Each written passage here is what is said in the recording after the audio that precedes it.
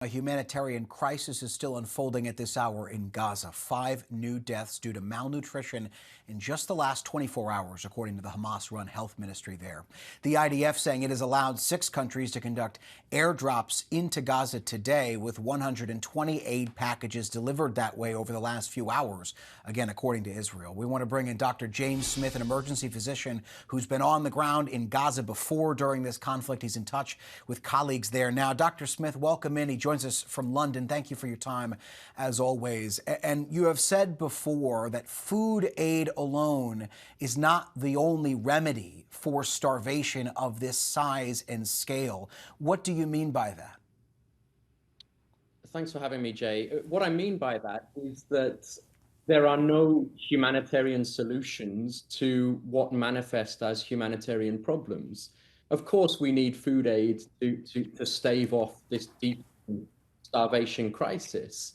But what we really need are political solutions. Starvation is something that is always enacted by one individual or a group of people against another. Food aid will remedy hunger, but you have to ultimately go after those who are starving with the intention of killing them. And that's really the missing element here. We can continue with food aid drops for as long as you like, but that really doesn't ultimately significantly change material conditions on the ground in Gaza. So UNICEF has reported that an average of 28 children are killed each day in Gaza. How is the war impacting the most vulnerable there? Not just the kinetic actions of the war, but as you say, the starvation and the humanitarian crisis there. Well, the kinetic action, as you call it, the direct military violence is indiscriminate. I mean, the number of children killed and injured as a result of Israeli military violence in Gaza defies comprehension. We are talking about tens of thousands. Absolutely everyone in Gaza is vulnerable and at risk of death, either by Israeli gunfire or the consequences of manufactured scarcity. Certainly when it comes to the deprivation of food and water, which is what we've seen now for 22 months, children are particularly vulnerable physiologically, and this is why they constitute almost 60% of those who have died from malnutrition-related causes thus far. The elderly as well, and of course people with pre-existing medical issues, those that are trying to recover following complex surgical operations, of which again there are tens of thousands given the intensity and duration of ongoing violence.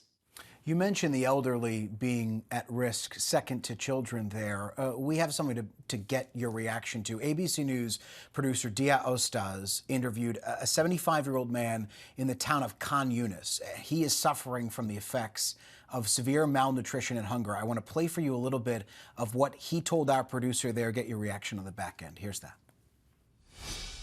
البني ادم ما اكلش وشرب ايش البني حبه دقه شو بتصير بدقه هذا ابو فلفل شو بتصير في لحم نروح نشتري حتى لو في لحم فيش فلوس في فلوس وفيش لحم وش الفائده يعني مش مطبقات الاوعى ما فيش معك فلوس لكن ما فيش طب معكش فلوس وموجود الشغله وكيف بدك تعيش لا هيك قادر تعيش ولا هيك قادر تعيش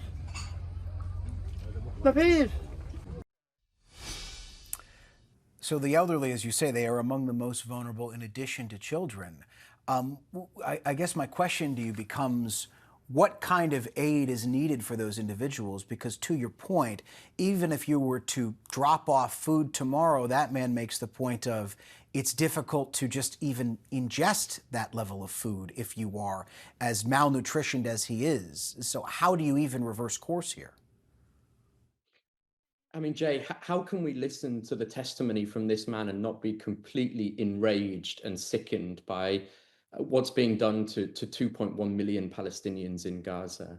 Of course, you need specialized nutritional supplements. You need a healthcare system that can provide complex medical care. Israel has systematically targeted and destroyed the Palestinian healthcare system such that the kind of critical care capacity that you need to provide complex medical interventions for people that have been starved and are now profoundly malnourished are no longer really available in Gaza, that the most important and effective intervention is an end to Israel's violence in Gaza. That is what's needed now. It's what's been needed every day since October of 2023.